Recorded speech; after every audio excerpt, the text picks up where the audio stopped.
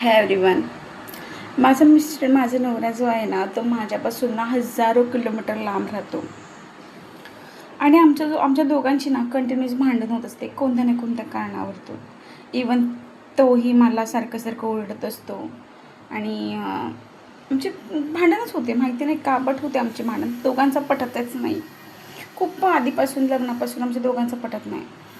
पण त्याची एक गोष्ट आहे ना, म्हणजे मला आहे ना असं काही खायची इच्छा झाली ना, मी मध्ये पण 2 दिवसापूर्वी पण मी त्याला म्हटलं होतं की मला ते खायचं इच्छा झाली आहे.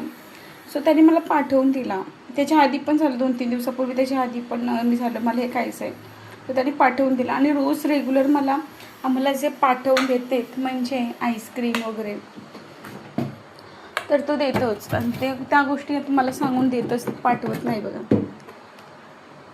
सो असं आहे. आणि आता पण असंच झालं. मी सकाळपासून झोपून आहे. माझी तब्येत खूप खराब आहे. तर मला ना असं मी म्हटलं त्याला, मी काहीतरी खाऊसं वाटतं मला. सो त्याने मला हे बघा पाठवून दिले. आणि मी ते झोपणार होते म्हणून म्हटलं जाऊ ते, परत कशाला त्यांना परेशान करू, म्हणून चहा करून प्यायली मी. आणि बघते तर मला हे सगळं आले.